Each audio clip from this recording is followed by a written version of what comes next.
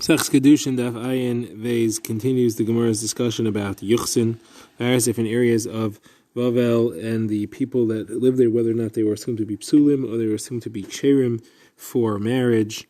So the Gemara is going to discuss various different regions and what the borders of these regions are and what their halachos are. So the Gemara is discussing the border of Vavel itself. The Gemara has given the borders for north, east, and south. Now the Gemara discusses the western border for Bavel. So the Gemara says that Abai asked Rav Yosef, what's the border? And Rav Yosef said, what are you asking about? You want to know how far west does it go? Because you're worried about the place called Biram, which is west of the Nahar Pras. Don't worry about Biram. The people, the most genealogically pure, the most miyuchistic people of Pompadisa, which was the highest level of Yichus, they took their wives from Biram. So you don't have to worry about Biram. Now the Gemara says the machlokes which we have been discussing as to what the borders are for Bavel, as far as Yuchsin, are they the same machlokes as far as the halachas for Gittin? For Gittin, we know that if somebody brings a get from Chutz La'aretz, he has to say b'fanei nechtam from Eretz Yisrael. He does not. The Gemara says that in Vavel has the same halacha as Chutz La'aretz. The Gemara says what are the borders of Vavel as far as that halacha is concerned? So according to Rav Papa, it's the same machlokes and the same shittas that we had for Yuchsin are the same shittas that we'll have for this halacha for Gittin. Rav Yosef disagrees and he says no, the machlokes is only about Yuchsin, but for Gittin everybody agrees that the northern, the upstream edge of Vavel is the second willow swamp after the bridge. Whatever that refers to, they were aware of it and then. Now the Gemara says the various areas within Vavel itself that had the highest level of Yuchsin. So remember, Abba says there's a place called Chavel Yama, which is the highest level in all of Vavel. Within Chavel Yama you have Shunya and Guvya, and Ravina says also Tzitzira is also on the highest level of Chavel Yama. The Gemara quotes a Brisa.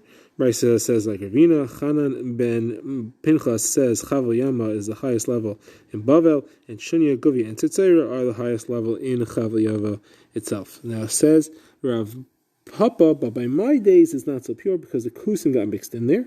And then the Gemara later comments, no, it's not really true. The Kusim didn't get mixed in. There was a rumor that the Kusim got mixed in, and that rumor was caused by the fact that a Kusi came and wanted to marry somebody from there. They refused to give her to the Kusi. However, that was enough to start the rumor. Says Gemara, what is Chavel Yama? It is part of the Nahar Pras near a place called Bursi. Now, another area. The Gemara says there was a certain person who came and said to the Chachamim, I'm from a place called Shoit Mishoit. Yitzchak Nafcha said the Shoit Mishoit is between the rivers. The Gemara says, what's the significance of being between the rivers? So Abai said the name of Recham Bar Okfa, the name of Yesi, son of Rabbi Chanina. Between the rivers means that it's as pure, it's as tahar, as kosher and yochsin as Pompadisa itself. What is between the rivers? Rabbi Chanina says from a place called Ihi Dekira all the way upstream on the Nahar Pras.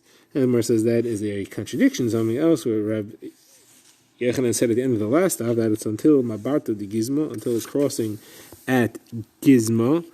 So that, how could he say that is the upper limit? Past that is a problem. You have psulim there, but Ihi Dekira is past that. So how could he say that all the way until Ihi Dekira is okay?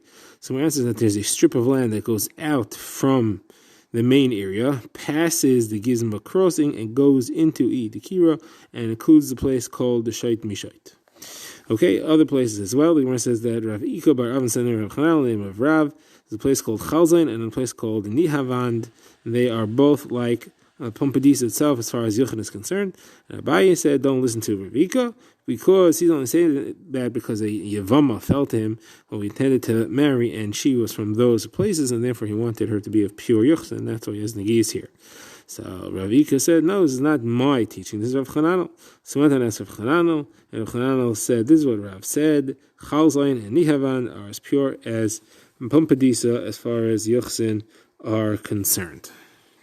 Now, the Gemara says not everybody agrees to that. Rav Abba bar Kana does not agree, because he said a drasha on a pasuk discussing when the king of Ashur resettled the 10 Shvatim who were exiled from Eretz Yisrael. It says, Vayanchem ba'chalach v'chavar nahar Koizon and Orei Modoi, they were resettled in these places. So Rav says what all these places are. Chalach refers to Chalzon, which is one of the places which Rav said are kosher. Chovar is called Hadaib, and Nahar Goizan is the Ginzak River. And Ori Modoi, the cities of Modai, is Hamadan and its neighboring suburbs, and Samhe it's Nihavand, which we just said is also identified by Rav as being Tahar. So, and its neighboring towns as well. What are its suburbs? So Shmuel said it's Karach, Moshche, Choshke, and Romke. So we have all these places which were where the Aseret Shvatim settled. So where it says Yechanan says that they're all psulim. Wherever the Aseret Shvatim went, their daughters married the Goyim, and their children are Mamzerim according to this Shita, and therefore they're all psulim. So obviously then Chalzain and Nihavand are psulim according to this opinion, as opposed to Rav who said that they're ksherim, and therefore you have a machlekes about that. Now the Gemara notes that Shmuel here said that Mushkini is psulim. So Gemara asks, we have Shmuel here said about Mushche. The Gemara says that there's a different place which we had earlier, where Shmuel says that Mushkini is ksherim as Pumbedis itself, so you have a contradiction. So Gemara says Mushkini and Mushche are not the same place. Sounds similar, but it's actually a different place. Now, on the subject of these places, the Gemara brings the pasuk in Sefer Daniel, which describes a vision that Daniel had, in which he saw 4 animals that represent the 4 kingdoms of the Gullus.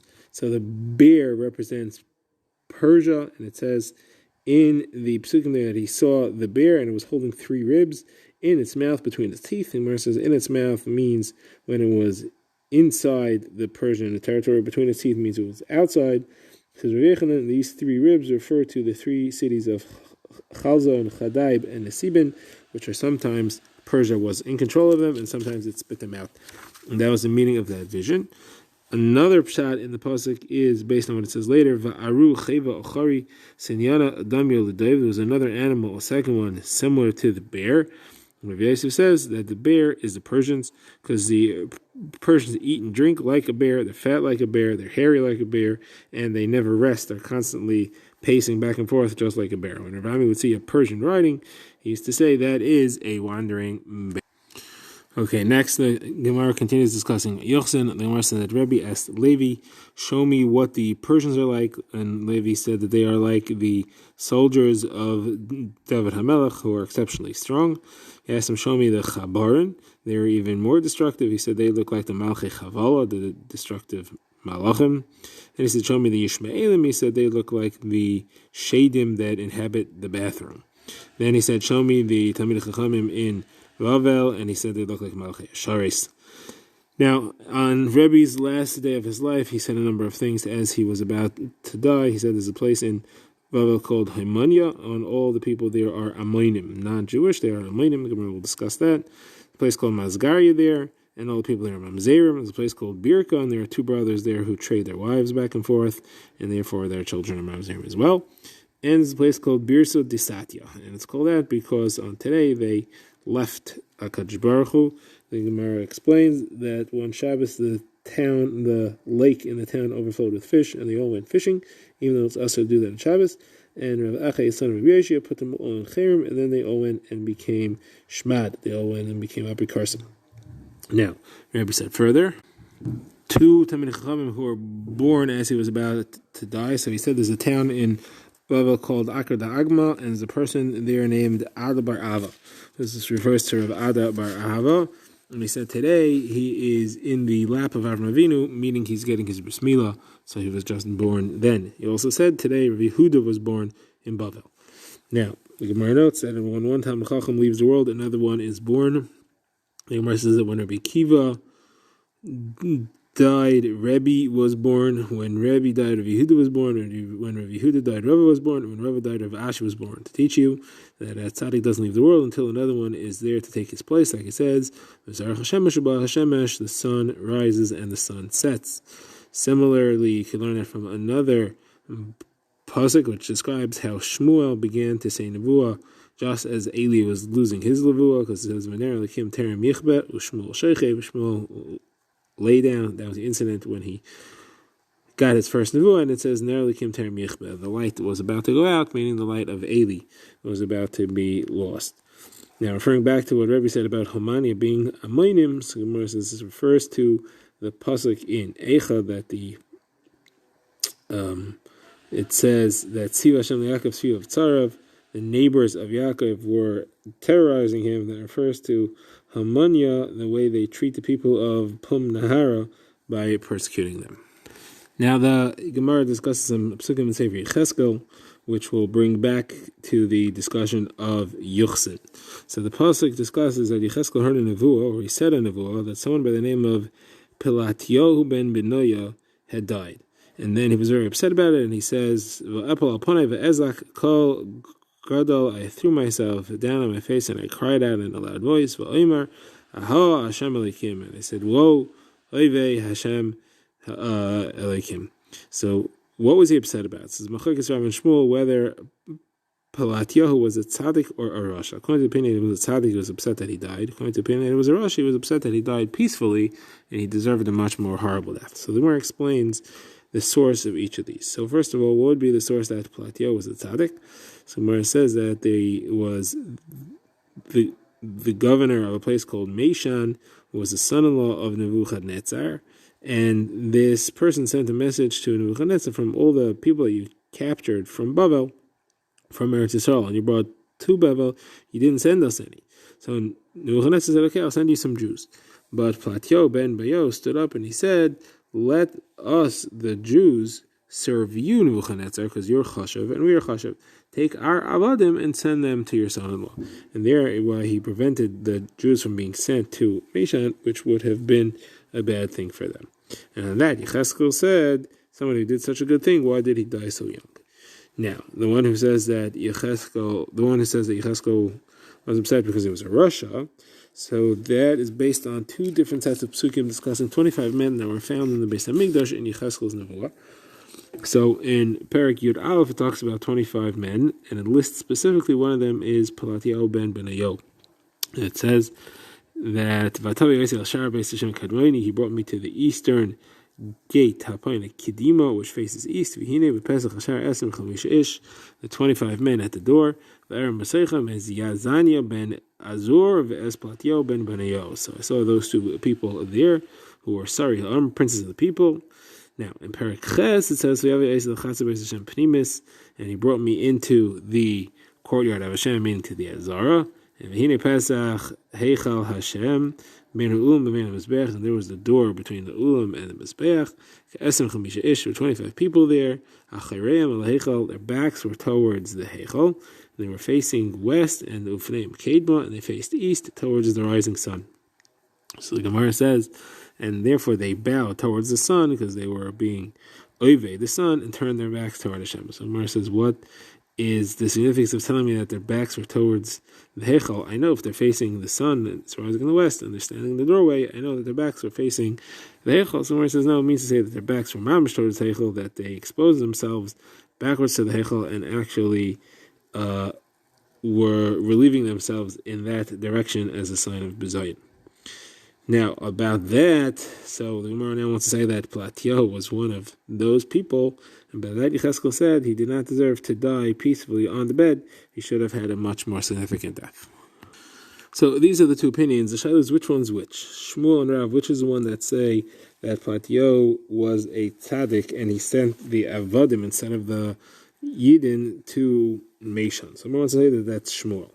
Why? So Gemara goes to Chibur Oven and said the name of Shmuel that Mushkani is a very high level of kashrus for Yuchshin, and in Mishon he says Meshan, it's the same place. The Chacham were not concerned about its Yuchshin, not about them being Avadim, and not about them being Mamzerim. But the Gehanim there, sometimes they married Gushis, and therefore you had a problem of Chalalim.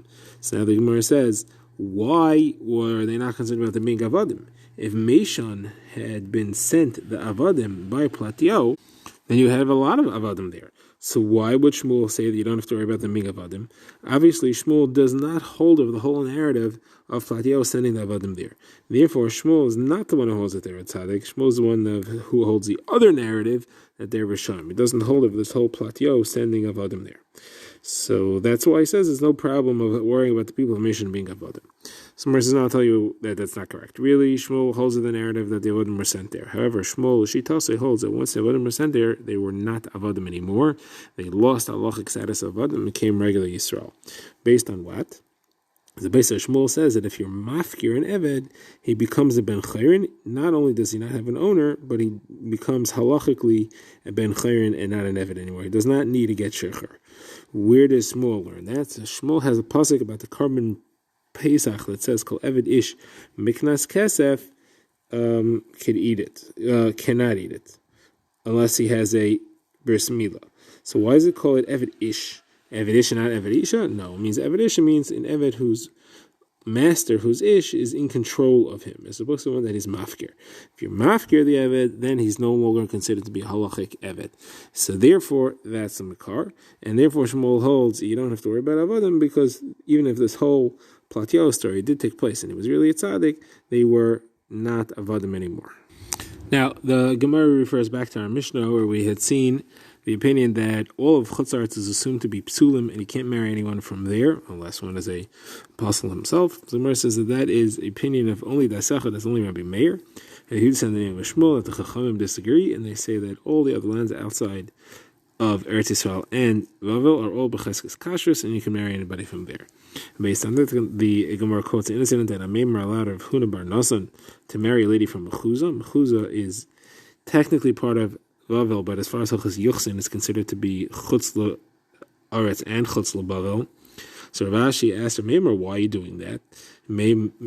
You're obviously relying on what Rabbi Yehuda said in the name of his Shmuel, that this Mishnah, our Mishnah, is only Rabbi Meir, but the Chachamim disagree and say that everything else is B'cheskes Kashrus. But there's a lot of yeshivas that don't hold that way. Rav Kahana didn't learn that way. Rav Papa didn't learn the way. Rav Kahana in his yeshiva, Rav Papa in his yeshiva, Rav Zvid in his yeshiva, they all didn't learn that way. So you shouldn't be paskening that way the Maisa. But a Meimar was not impressed. He said no, he stuck with his shita that it's all mutter in those areas, and that's because he had heard from Rav Zvid of Naharda like that, and that's what he stuck with. Okay, now the Gemara quotes a brayso discussing Yemais Mashiach L'Asad Lavai. Will there be mamzerim there, or will all mamzerim be purified? So the brayso says mamzerim and asinim will be tahirim in the times of Mashiach L'Asad Lavai. According to Rav Yaisi, Rav Meir says no, they will still be the same. So Mechalik is Rav Meir and Rav Yaisi. So the Gemara says Rav Yaisi says Rav Meir. The pasuk says v'zarakte aleichem mayim tahirim u tahartem. I'll put purifying water on you, and you'll be purified. So you see that the mamzerim and the nasinim will be purified. Rav Meir said that's not talking about mamzerim and nasirim. It's talking about what it says right afterwards in the pasuk. Mikol tu meseichem, mikol gilu leichem. From all your impurities and from all your disgustingness, from all your averis, that's what I'll be purifying you from. So yes, he said no, but then it continues and says tahareschem. That's extra. That's referring to mamzeres. Now, the Gemara asks on Rav Yaisi, there's a pasuk in Zechariah talking about Yemais Mashiach, and it says v'yashav mamzer b'Ashdod. There will be a mamzer living in Ashdod. So according to Rav Yaisi, why are the mamzerim living anywhere? All the mamzerim should be tahirim. The Gemara explains, no, like Rav Yaisi says, it's saying the opposite. It's saying that a mamzer won't be a mamzer anymore. Mamzer here doesn't literally mean a mamzer. First of all, it means that someone who was just rejected from the tzibur. And it means he'll be invited back in. He'll live in Ashdod together with everybody else. Says the Gemara, Rav Yehuda said the name of Shmuel, Allah is like Rav Yaisi, mamzerim will be purified, and Rav Yaisi said it's a good thing too, because had he not said that, then when Eliyahu Navi would come, he would have to take tons of people away in handcuffs in order to remove all the mamzerim and nasinim from amongst Klal Yisrael.